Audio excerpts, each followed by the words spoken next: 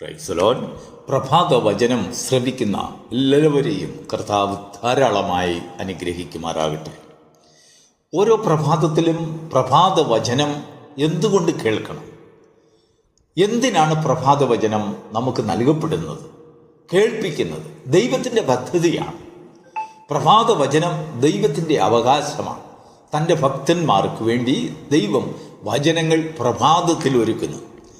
അതിനൊരു കാരണമുണ്ട്. വായിക്കാൻ നമുക്ക് സെഫന്യാവിൻ്റെ പുസ്തകം 3-ാം അധ്യായം 5-ാം വാക്യത്തിൽ ഇങ്ങനെ എഴുതിയിരിക്കുന്നു: രാവിലെ തോറും അവൻ തൻ്റെ ന്യായത്തെ തെറ്റാതെ വെളിച്ചത്താക്കുന്നു. നോക്കൂ, നമുക്ക് ഓരോ പ്രഭാതത്തിലും ആവശ്യമുള്ള ദൈവത്തിൻ്റെ ന്യായം, ഭക്തന്മാർക്ക് വേണ്ടി ദൈവം ഒരുക്കിയിരിക്കുന്നതായ ന്യായത്തെ, ആ ഭക്തർക്ക് വേണ്ടി, നീതിമാന്മാർക്ക് വേണ്ടി, ന്യായത്തെ ഇഷ്ടപ്പെടുന്നവർക്ക് വേണ്ടി ദൈവം വെളിപ്പെടുത്തി കൊടുക്കുന്ന സമയങ്ങളാണ് പ്രഭാതം. രാവിലെ തോറും എന്ന് പറഞ്ഞാൽ ഇൻ എവറി മോർണിംഗ്, ഒരു മോർണിംഗിൽ മാത്രമല്ല, ഒരു ദിവസം മാത്രമല്ല, എവറി മോർണിംഗ് ദൈവത്തിൻ്റെ ആലോചന, ദൈവത്തിൻ്റെ പദ്ധതി, അത് ഭക്തന്മാർക്ക് ന്യായത്തെ വെളിപ്പെടുത്തി കൊടുക്കുന്നു. അന്യായവും വെളിപ്പെടുത്തി കൊടുക്കുന്നു. അന്യായവും ന്യായവും തമ്മിൽ ഭക്തന്മാരെ വേർതിരിച്ച് കാണിക്കുന്നു. അതാണ് ദൈവത്തിൻ്റെ വചനം പ്രഭാതത്തിൽ ദൈവം പല ഇടങ്ങളിൽ നിന്നായി ഒരുക്കപ്പെടുന്നതിൻ്റെ കാരണം. ഇന്നത്തെ നമ്മുടെ ധ്യാനത്തിനായി തിരുവചനത്തിൽ നിന്നും വേറൊരു വേദഭാഗം വായിക്കാം. സെഫന്യാവിൻ്റെ പുസ്തകം 3-ാം അധ്യായം 12-ാം വാക്യം: ഞാൻ നിന്റെ നടുവിൽ താഴ്മയും ദാരിദ്ര്യമുള്ളൊരു ജനത്തെ ശേഷിപ്പിക്കും, അവർ യഹോവയുടെ നാമത്തിൽ ശരണം പ്രാപിക്കും. വളരെ മനോഹരമായ ഒരു വചനം, ചിന്തിക്കേണ്ട വചനം, ശ്രദ്ധിച്ച് കേൾക്കുക. ഇത് സെഫന്യാവിൻ്റെ അഭിപ്രായമല്ല, എൻ്റെ അഭിപ്രായമല്ല, ഒരു പാസ്റ്ററുടെയോ ഒരു തിരുമേനിയുടെയോ അല്ലെങ്കിൽ ഒരു പുരോഹിതൻ്റെയോ ഒരു ജനത്തിൻ്റെയോ സ്വന്തമായ വ്യക്തിപരമായ അഭിപ്രായമല്ല. ദൈവത്തിൻ്റെ പദ്ധതി, ദൈവം മനുഷ്യരിൽ കൂടെ കാണുന്നതായ ദൈവത്തിൻ്റെ ആലോചന സെഫന്യാ പ്രവാചകനിൽ കൂടെ ഏറിയ വർഷങ്ങൾക്ക് മുമ്പ് വചനത്തിൽ സ്ഥിരപ്പെടുത്തിയിരിക്കുകയാണ്. അത് ഇന്നും വെളിച്ചത്താക്കുന്ന ദൈവത്തിൻ്റെ ന്യായം. ഞാൻ നിന്റെ നടുവിൽ താഴ്മയും ദാരിദ്ര്യമുള്ള ഒരു ജനത്തെ ശേഷിപ്പിക്കും. അപ്പോൾ ബാക്കിയുള്ളവരെവിടെ പോയി? നമ്മുടെ ഉള്ളിൽ ഒരു ചോദ്യം. നോക്കൂ, ദൈവത്തിൻ്റെ വചനം സെഫന്യാവിൽ കൂടെ സംസാരിക്കുമ്പോൾ ഇസ്രായേൽ ദേശത്തിൽ എന്ന പോലെ നമ്മുടെ ഇടയിലും ഒക്കെ, രാജ്യങ്ങളിൽ, ഭക്തന്മാരുടെ ഇടയിൽ, സഭകളിൽ, സമൂഹങ്ങളിൽ, ഭവനങ്ങളിൽ ഒക്കെ സമ്പന്നരില്ലേ? ഉണ്ട്. അറിവുള്ളവരില്ലേ? ഉണ്ട്. ജ്ഞാനികളില്ലേ? ഉണ്ട്. വിവേകികളില്ലേ? ഉണ്ട്. ഉന്നതന്മാരില്ലേ? ഉണ്ട്. പരാക്രമശാലികളില്ലേ? ഉണ്ട്. അവരൊക്കെ എവിടെ പോയി? ദൈവത്തിൻ്റെ ആത്മാവ് സംസാരിക്കുന്നത് ദരിദ്രന്മാരെ ദൈവം ശേഷിപ്പിക്കുമ്പോൾ അനേക ഉന്നതന്മാരെയും സമ്പന്നരെയും കൂടെ ദൈവം അവരുടെ കൂടെ ചേർത്തിട്ടുണ്ടെങ്കിലും പല പല ഇടർച്ചകളിൽ അവരൊക്കെ തകർന്നു പോകും. അവരുടെ മുൻപിൽ അനേകം ഇടർച്ചകൾ ദൈവം കൊണ്ടുവരുന്നു. കാരണം അവർ സമ്പത്തിൽ ആശ്രയിക്കുന്നു, അവർ തങ്ങളിൽ തന്നെ ആശ്രയിക്കുന്നു. അങ്ങനെയെങ്കിൽ സമ്പന്നന്മാർക്ക് ദൈവം എതിരാണോ? അല്ല, ഒരു നാളും എതിരല്ല. ദൈവം നിന്നെ സമ്പന്നനാക്കി ദൈവത്തിൻ്റെ സന്നിധിയിൽ നിർത്തിയിട്ടുണ്ടെങ്കിൽ നിന്റെ സമ്പത്തും നിന്റെ സമ്പന്നതയും നിന്റെ അറിവും നിന്റെ വിദ്യാഭ്യാസവും നിന്റെ ജ്ഞാനവും നിന്റെ ഉന്നത അധികാരങ്ങളും ദരിദ്രനെ പീഡിപ്പിക്കുന്നതിനും പരിഹസിക്കുന്നതിനും വേണ്ടി ഉപയോഗിക്കരുത്. Praise the Lord. ആമേൻ. ഒന്നുകൂടെ കേൾക്കുക.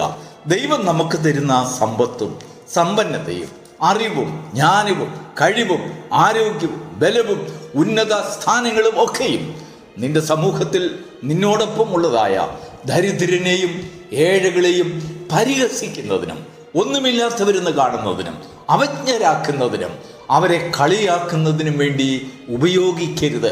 അങ്ങനെ ഉപയോഗിച്ചാൽ എന്ത് ചെയ്യുമെന്നറിയാമോ? ദൈവം നിന്റെ സമ്പന്നതയിൽ തന്നെ അനേക പരീക്ഷകൾ നിനക്കയക്കും. ഇടറി വീഴും. നിനക്ക് ഒത്തുകൂടാത്തതായ അനേക അഭിപ്രായ വ്യത്യാസങ്ങൾ സഭയിലുണ്ടാകും, സമൂഹത്തിലുണ്ടാകും. നിന്റെ ഭാവങ്ങളെല്ലാം വ്യത്യാസമാകും. ദൈവം നിന്നെ ഒന്നുമില്ലായ്മയിലേക്ക് ദൈവം നിന്നെ തകർത്തെറിഞ്ഞു കളയും. അതാണ് ദൈവം ചെയ്യുന്നത്. എന്നാൽ ദൈവം നിന്നെ അങ്ങനെയുള്ളതായ ഒരു നല്ല മാനിക്കപ്പെട്ട അവസ്ഥയിൽ നിലനിർത്തുന്നുണ്ടെങ്കിൽ തീർച്ചയായിട്ടും ഇന്നലെ ദരിദ്രരായവർ എല്ലാം വളരെ ധനികരായി ഉയർന്നിട്ടില്ലേ?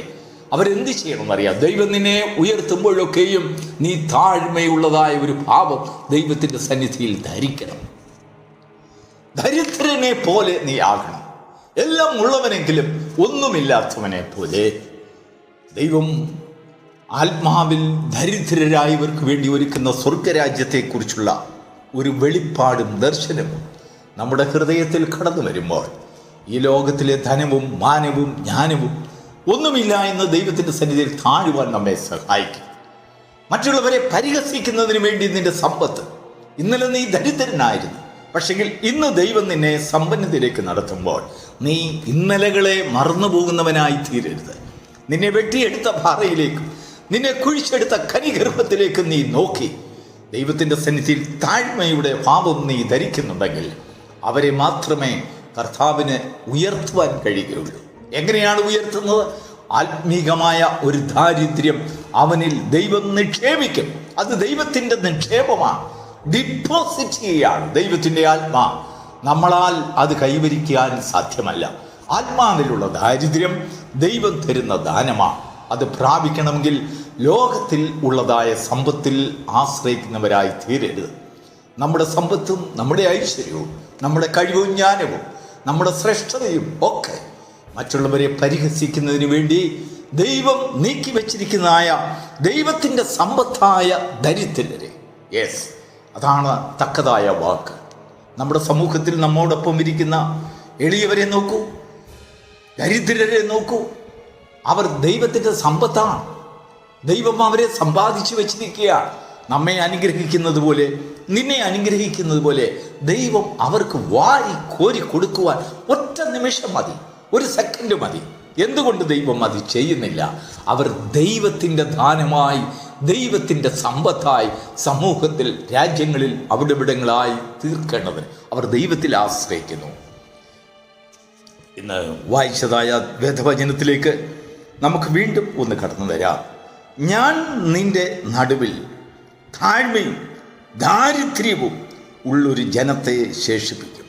അതിൻ്റെ 11-ാം വാക്യത്തിൽ ഇനിയും ഗർവിക്കാതിരിക്കേണ്ടതിന് നീ എൻ്റെ വിശുദ്ധ പർവ്വതത്തിൽ ഇനിയും ഗർവിക്കാതിരിക്കേണ്ടതിന്. ദൈവത്തിന് സ്തോത്രം. വിശുദ്ധ പർവ്വതത്തിൽ എന്ന് പറഞ്ഞാൽ വിശ്വാസ ജീവിതത്തിൽ നീ ദൈവത്തോട് അടുത്തിരിക്കുന്നവനെന്നും ദൈവത്തിൻ്റെ സാമീപ്യമുള്ളവനെന്നും ദൈവത്തിൻ്റെ ആത്മാവിനെ രുചിച്ചറിഞ്ഞവനുമായിരിക്കെ വിശുദ്ധ പർവ്വതത്തിൽ വസിക്കുന്ന നിനക്ക് ഗർവമുണ്ടാകരുത്. സ്തോത്രം, പ്രൈസ് ദി ലോർഡ്. ആ ഗർവം നിന്നിൽ നിന്ന് മാറി താഴ്മയുള്ള ഒരു ജനമാകുമ്പോൾ ദൈവത്തിൻ്റെ സമ്പത്തായി ദൈവം നിന്നെ അഭിഷേകം ചെയ്യും. ഒരു ശത്രുവിനും തൊടുവാൻ കഴിയാത്തതായ സമ്പത്ത് നിന്റെ മുൻപും പിൻപും എല്ലാം ദൈവം വാതിലുകളെ അടച്ചും തുറന്നും ദൈവം നിന്നെ പരിരക്ഷിക്കും. പലപ്പോഴും പല പരീക്ഷകൾ വരുമ്പോൾ അവയുടെ മുൻപിൽ ഇടറിപ്പോകാതിരിക്കുവാനുള്ളതായ കൃപ ദൈവം നിനക്ക് തരും. സഹിക്കുവാനുള്ള കൃപ, സഹിഷ്ണുതയുടെ കൃപ. ഇല്ലായെങ്കിൽ സമ്പത്തിൽ ആശ്രയിച്ചാൽ നീ ഗർവിയെ പോലെയാകും, അഹങ്കരിക്കും, അഹങ്കരിച്ച് സംസാരിക്കും. നീ പ്രതീക്ഷിക്കാത്ത അഭിപ്രായ വ്യത്യാസങ്ങൾ നീ കൂടുന്ന സമൂഹത്തിൽ നിനക്കെതിരായിട്ടുണ്ടാകും. നിനക്കിടറേണ്ടി വരും, പലരോടും അസഭ്യം സംസാരിക്കേണ്ടി വരും.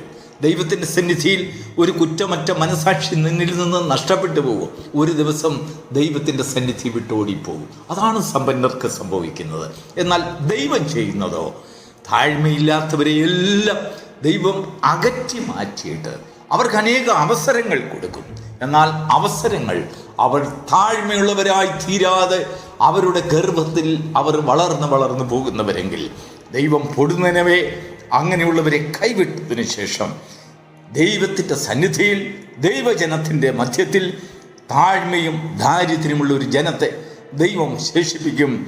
അവർ യഹോവയുടെ നാമത്തിൽ ശരണം പ്രാപിക്കും. അവൻ്റെ സമാധാനം സമുദ്രം പോലെ, നദി പോലെ ആർക്കും അവനെ തൊടുവാൻ കഴിയുകയില്ല. God bless you.